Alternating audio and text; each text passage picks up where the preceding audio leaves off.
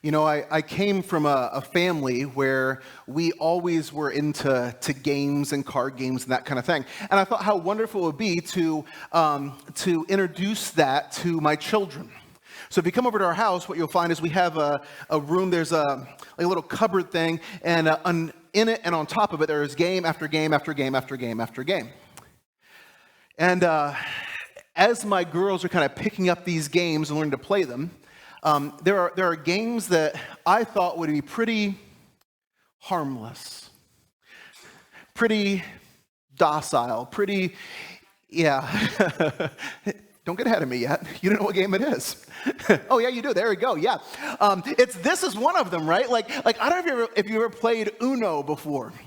What I thought, like when I was growing up, I thought that Uno was a rather simple game, right? You try to get rid of your cards, and when you get your last card, you say Uno, and you try to get out of cards before everybody else does. I thought it was simple. And then I had kids. I learned that there are different sets of rules to go with the ages of the children or child you're playing Uno with. Did you know that?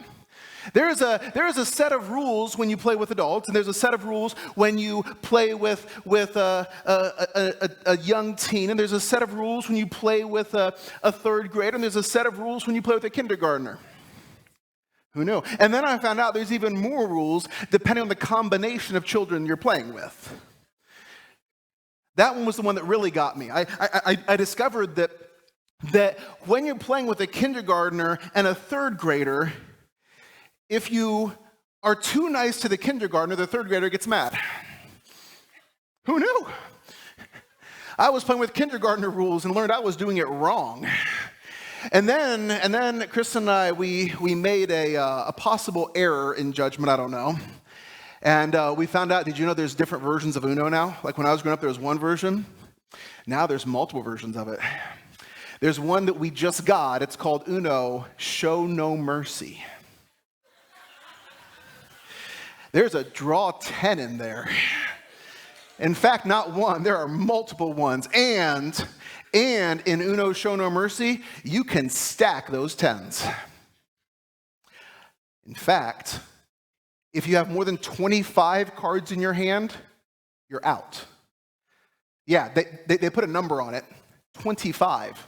I went from having 2 cards left in my hand to having those draw 10s stacked on top of each other to where I had to draw 30 cards. I was 2 cards from winning to out in less than 1 round. And part of me was thankful it happened to me.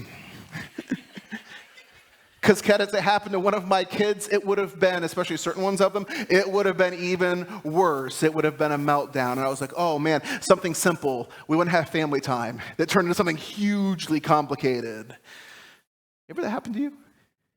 Like, maybe it's not Uno. Maybe you don't do Uno, but maybe you've had something happen to you like that. This was supposed to be simple. It was supposed to be easy. It was supposed to be Thanksgiving with the family that turned into World War III. It was supposed to be a nice quiet drive in the country that turned into a tow truck bill and an overhaul of the engine. It was supposed to be simple. You ever have that happen? Today, as we continue our journey through Luke, we're going to talk about something that was supposed to be simple and easy, but turned into something much, much more complicated. If you have your Bibles, I'd invite you to open up to Luke, the 6th chapter, as we continue this journey through the Gospel of Luke, this story written by the author Luke, the story of Jesus' life. And as we're kind of going through week by week, verse by verse, passage by passage, we encounter Luke kind of, at times, Luke will kind of clump some stories together. And that's just what Luke does this week. Luke takes 2 stories that happen at kind of separate times, but thematically, they're the same idea, and they involve this same idea. And so he takes these 2 stories of Sabbath and Jesus' interaction with Sabbath, and he puts them together in a single clump. Now, this word Sabbath, it actually has a bit of a connotation in certain Christian circles. And so there are certain people, even before we start, we're going to acknowledge this, there are certain people who think very, very strongly about which day of the week is Sabbath. We're not going to even touch that debate today. We just aren't going to do it. Here's what I'll tell you. In about 30 minutes, it'll probably be very obvious why we don't touch that discussion, okay?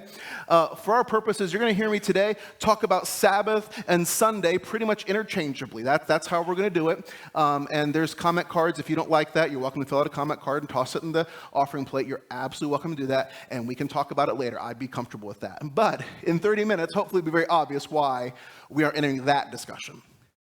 Rather, what we're going to do is simply look at this story of Luke and see what Luke tells us about Jesus and ponder how it might impact us today. Luke chapter 6, verse 1. Here's what is written. One Sabbath, as Jesus was going through the grain fields, and his disciples began to pick some heads of grain. They rubbed them together in their hands, and they wanted to eat the kernels. And some Pharisees asked, "Why are you doing what is unlawful on the Sabbath?" Jesus answered them, "Have you never read what David did when he and his companions were hungry?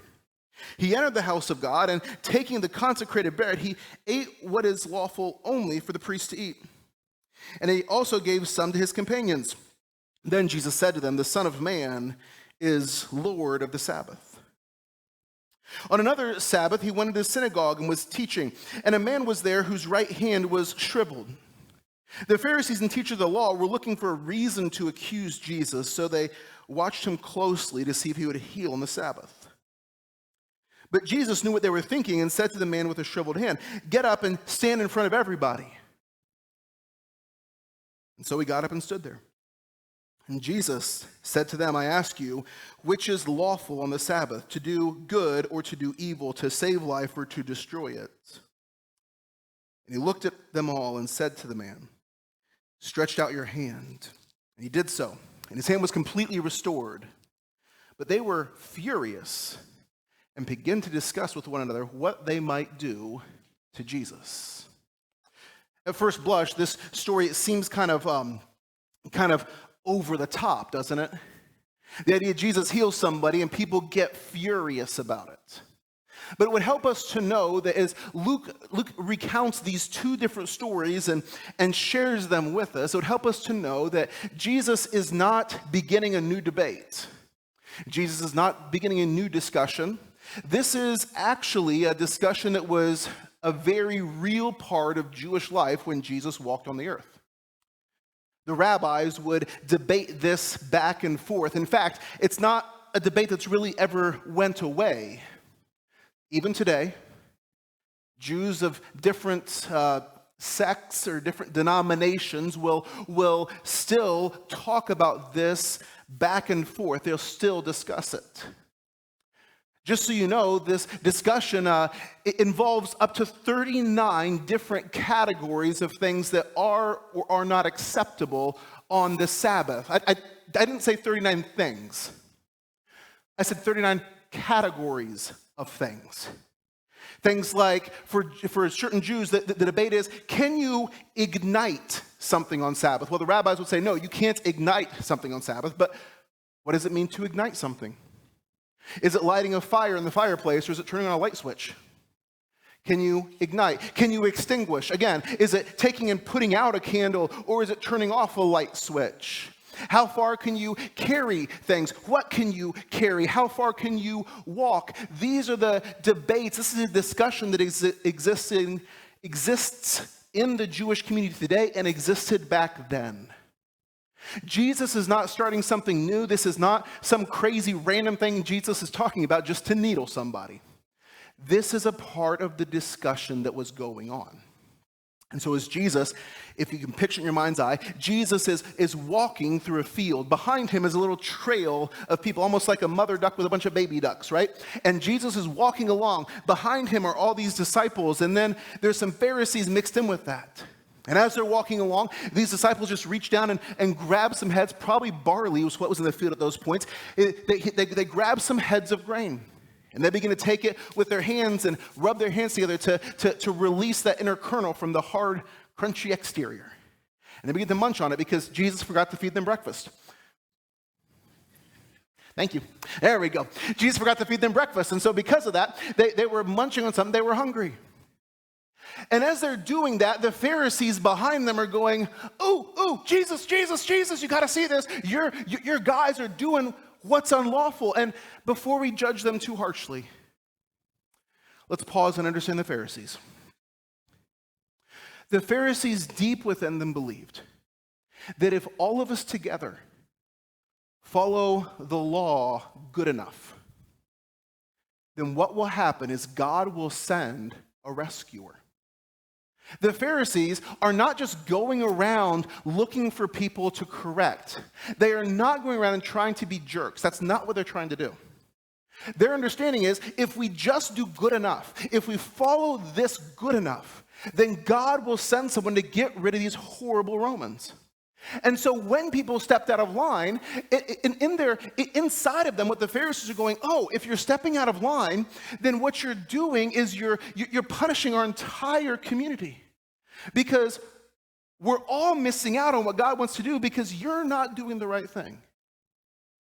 Now, just because the Pharisees did it doesn't mean we should do it. But their intent was not horribly evil. Their intent was, how can we make sure that all of us together are building a society that God can rescue and redeem? And so the Pharisees are like, Jesus, just so you know, your disciples are being naughty and you should punish them. And Jesus looks at them and goes, really? And he tells them a story about David. Maybe you've heard this story. David was on the run from Saul. And as he was on the run from Saul, he didn't have time to gather food before he was fleeing to save his own life and the life of the men that were with him. And so David stops by the tabernacle and he looks at the priest and he's like, look, I just need some food. And the priest goes, look, there's nothing here for you to eat. The only thing I have is the bread that just the priest can eat. But because you're hungry and because you're starving, you need this. Here you go. Interestingly, in this story, the bad guys are Saul. The good guys are David. And the way Jesus tells this story is he sets this up so that the Pharisees, by nature of going, Jesus, punish your bad disciples, Jesus sets them up in the place of Saul when everybody wants to be on David's team. It's brilliant on Jesus' part. And then he says this statement. He says, the Son of Man is Lord of the Sabbath. And then he goes on and talks about this guy in church with a shriveled hand, a hand that he can't use. And if you just read this account of Luke, it's almost like Jesus is teaching. And as Jesus is teaching, people are getting really distracted because there's a guy in the front row who's worshiping who has a hand that he can't use. And there's a little murmur. We've heard about this Jesus guy. Jesus keeps healing people. Do you think he'll do that today? Do you think he'll heal this guy? And it's almost like Jesus wasn't even going to heal him, except for the fact that there's this huge distraction. Everybody's thinking, what's Jesus going to do? And so Jesus says, okay, fine. If this is what you're all thinking anyway, let's take care of it. And he has the guy come up front, and he says, stand up here. And then he says, which is right? To do good or to do evil, to save a life or to destroy it. 2 questions about Sabbath. 2 conversations that Jesus had. In fact, 2 answers. The first one, in all honesty, Jesus says the Son of Man is Lord of the Sabbath. What he's really doing is making 2 claims. He's saying he is the Messiah. What he's saying is, look, you Pharisees are waiting for your rescuer. By the way, your rescuer is me. I am here. And because I'm the Son of Man, because I'm Messiah, I'm in charge of this whole Sabbath thing. It's like when you look at the person who's in charge and complain about look, I'm in charge of this. Stop complaining. That one, my friends, honestly, is not an excuse. It's not something you and I can use very well. There was one Messiah. None of us are the Messiah. But the next answer Jesus gives, the next statement, is very interesting. Jesus asks, which is lawful? To do good or do evil? To save a life or to destroy it? What he's really doing is he's inviting the Pharisees to, instead of thinking more and more and more critically, instead of going more and more and more down the trail of 39 categories and how much weight is too much weight to carry and how many steps are too many steps and all those kind of things, instead of being more and more and more critical, Jesus is inviting them to think more and more and more big picture. He's saying, no, instead of zooming in with a microscope, step back and take a bigger look. And this morning, what I want to invite us to do for a moment is to do the same thing. The first place the idea of Sabbath is really mentioned in Scripture is in the first chapter of Genesis. God creates for 6 days, and then God rests. There's a rhythm that is set up in the first chapter of Genesis. A rhythm of work and rest, of creation and enjoyment. A rhythm of breathing out and breathing in. This rhythm gets established. What's interesting, we don't hear much more about that rhythm until Exodus chapter 16. Something intriguing happens. There's a moment when the Israelites are slaves in Egypt. And God goes and sends Moses to go and get them out. God sends Moses and says, I want you to bring my people out of Egypt. And in this miraculous way, the strongest army in the world at that point is brought to its knees. The slaves walk out of Egypt. Not only do slaves walk out, they don't walk out penniless, but they are paid to leave, which is one of the coolest things ever. The slaves are paid to leave. And then they go down, they go through the Red Sea, and maybe you remember the story, the dry land is there for the Israelites, but when the Egyptians try to follow, the water crashes back in, and God rescues them. Then the Israelites find themselves out in the middle of nowhere. They find themselves in the wilderness. The problem with being in a wilderness when you have a mass amount of people is that food is something that they liked back then the same way we like it today. And there's not a lot of food out in the wilderness. And the people are hungry and they cry out to Moses and they say things like, we just wish we would have died in Egypt.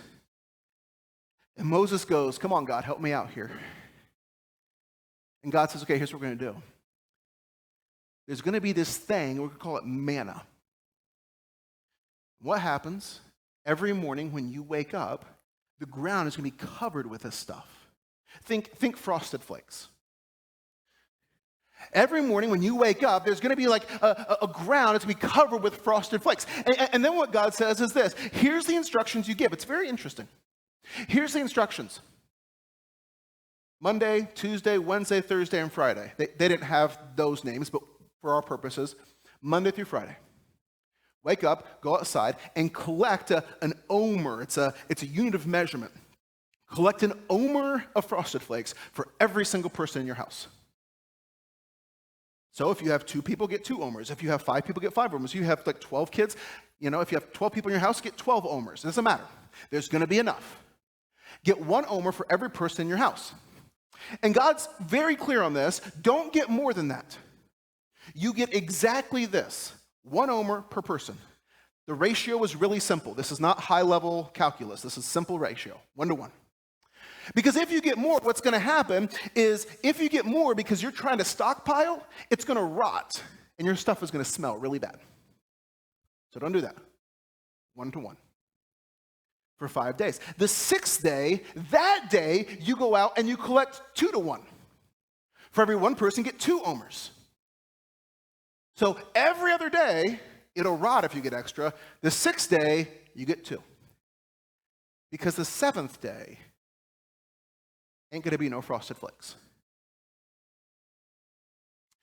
And if you ponder this for a minute, if your entire life has been a life of slavery, there's a part of you, right, that wants to go out and collect all the stinking Frosted Flakes you can. And so Monday and Tuesday, what do you want to do? You want to go out and you want to collect all the stuff because you've been enslaved and you know what it is to be in want and you know what it is not to have enough. And so what you do is you want to go and collect it all. And God says, no, it's going to rot. You don't want that. And so just when you get through your fifth day and going, okay, Monday and Tuesday I overcollected and had a really stinky house, so Wednesday, Thursday, and Friday I got it, 1-to-1. And then Saturday, guess what happens? You go out and you're like, oh man, but if I get too much, then it's going to rot. And God says, no, trust. Get twice as much. It won't rot. It'll actually be enough for tomorrow too. Because there is a rhythm to this thing. There is a rhythm. The Israelites in Egypt never had a 7-day week. Did you know that? There wasn't a 7-day week. And all of a sudden, with the food, what God is doing is teaching them the rhythm of Genesis 1. Collect and trust. Collect and trust.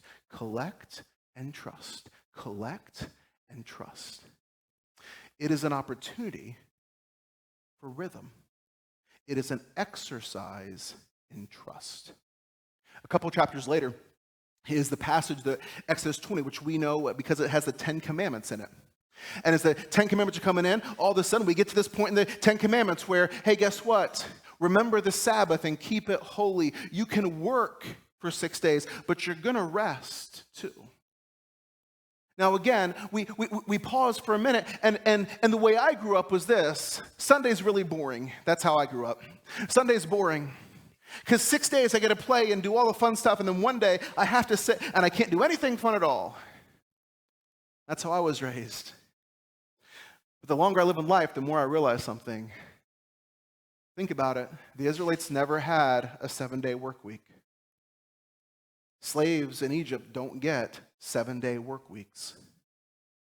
What does it mean when all of a sudden part of your religious experience, part of your understanding, part of your relationship to God is you are worth more than you produce? The most holy day of their week is not a week when they are producing something, because when you're a slave, all you are is a means to an end. When you're a slave, your value is in what you produce.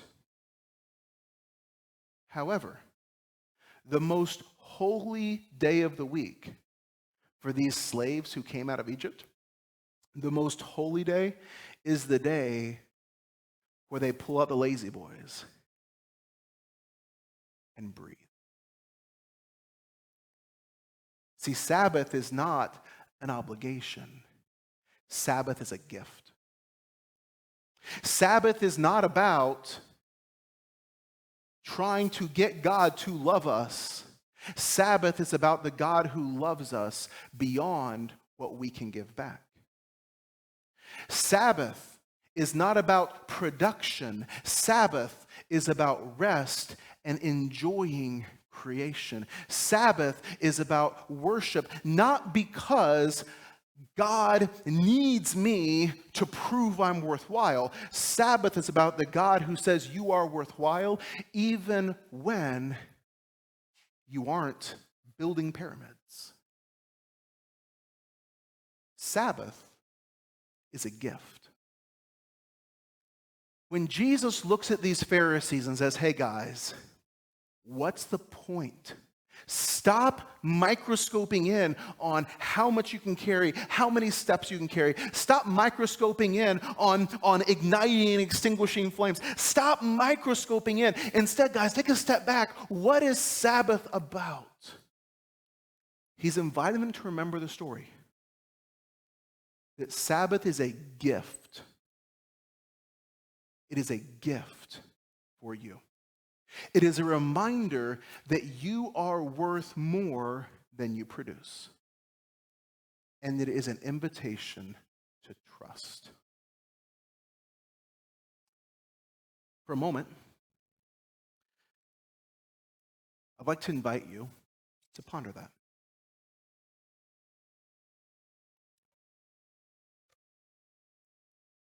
See, maybe you're like me. And you were raised in such a way where every Sunday came around and you went, oh, doggone it. Now I have to sit around, I can't do anything fun. But something changed for me when I started to understand that Sabbath is a gift. Sabbath is opportunity for me to trust. Sabbath is about rhythm. See, part of the reason that I don't get too bent out of shape about which day of the week is because can I be just honest and transparent with you for a second? Sunday is not Sabbath for me. Kind of a lot of stuff I'm doing. It's just not. So for us, like we made a decision years ago that Sabbath for us, it starts Friday when school ends. And for that period of time, Friday afternoon into Sunday afternoon evening, into Saturday afternoon evening. I'll tell you something, it's really tough to get on our calendar. Did you know that? Some of you have managed to get on our calendar for a Friday or a Saturday. And let me tell you something, if that's true, it means we like you bunches. Because for us, Sabbath always starts the same way. Friday afternoon, I pick up my girls. And we're in the car, and I look at them and say, what does Sabbath teach us? And they know. God loves us. Family's important. Life is good. And there is enough. And my kindergartner will sit there and say, Grace, what does Sabbath teach us? And she goes, God loves us. Family's important. Life is good. And there is enough. Over and over and over and over and over. Why? Because I want them to understand that there is a rhythm to this thing. There's a rhythm to it. And not only is there a rhythm to it, but you are worth more than what you produce. I want them to understand that there is a God who provides. I want them to understand that Sabbath is about rhythm, and it is an opportunity to trust God with the manna, with the frosted flakes, but also with life. It's an opportunity to trust. Here's what I want to invite you to consider this morning. For some of us this morning, we're gonna think about this, and we're gonna say, you know something? I got to be honest. There's not a lot of rhythm to my life right now. There's not a lot of rhythm to my family's life. And for some of us this morning, today is going to be an opportunity for us to go, okay, God, where do I need more rhythm? Where do I need more work and rest? How do I find that balance? How do I find that rhythm? For some of us, this morning, that's what we need. For some of us this morning, what you need to know is that you are worth more than what you produce. And there is a rhythm to life. And for some of us, that's what you need to know. If that's for you this morning, take a minute and hold on to that. Maybe write it somewhere. I'm worth more than I produce. For some of us, you just need to write rhythm. It's not an obligation. It's a gift. Others of us this morning are going to find ourselves in a different spot. For some of us this morning, what we need to know is that Sabbath is an opportunity to trust. For some of us, there's a part of that rings true. And we go, oh, yeah, I need frosted flakes. And for some of us, it's that simple. For some of us, Sabbath, Sunday, this rhythm is an opportunity to go, God, I need to trust you for the frosted flakes. It occurs to me, though, that part of the story was written back in a day when there wasn't deep freezers and people didn't have sides of beef in their freezer going through the desert. For a lot of us today, we aren't worried about how many frosted flakes we're going to have tomorrow. But there are spaces where we need and are invited to trust. And Sabbath is an opportunity for us to trust. To trust God in the food. To trust God in the relationships. To trust God in the big decisions. See, the rhythm of Sabbath is not just about Frosted Flakes. The rhythm of Sabbath is an invitation to trust. And some of us need to be invited to trust God in the parenting decisions, to trust God in the career decisions, to trust God in the confusion and the chaos, to trust God. This is the rhythm of Sabbath, my friends. And for some of us, maybe this morning what you need is the invitation to trust. My friends, because manna is not always manna. Sometimes manna is kids. Sometimes manna is spouses. Sometimes manna is careers. Sometimes manna is confusion. Sometimes manna is the bank account. Sometimes manna is what and where are you being invited to trust God in this morning? In just a moment, we're gonna sing a song, and as we sing together, I don't know. I don't know what your response is. For some of us, we're just going to be right where we are, and we're just going to be able to sing. And the words of the song go like this. It just starts, Lord, I come and I confess. Bowing here, I find my rest. The chorus invites us to this refrain of, Lord, I need. For some of us this morning, it's going to be enough to simply stay where we are and just to worship and to sing those songs. But there may be someone here who would simply say, for me, manna isn't manna, but it is this situation. And if it's helpful for you, I want you to know you're welcome to pray where you are. You're welcome to come up here and pray here if that is helpful for you. Because Sabbath, Sunday, this day of rest, my friends, if all we understand it as an obligation, then we're missing the point. Sabbath, my friends, Sabbath is an invitation to rhythm and an opportunity to trust. I'm going to invite you this morning to stand. We're going to have a word of prayer. Then we're going to sing together, and I want to invite you to respond whatever way is helpful for you as we sing together. God, this morning we are those who find ourselves in the midst of a world that will often tell us that our value is in what we produce. God, in some way, we have not come that far from Egypt. We are still invited to believe that our value is in production. God, for others of us this morning, we have for years and years and years lived in Sabbath as obligation, as in Sunday as a time of rules and regulations. And God, we understand that you have invited us to embrace Sabbath differently. So God, would you help us to engage in the rhythm of Sabbath? And God, would you, even now, help us to understand Sabbath as an opportunity to trust you? And would you give us the courage?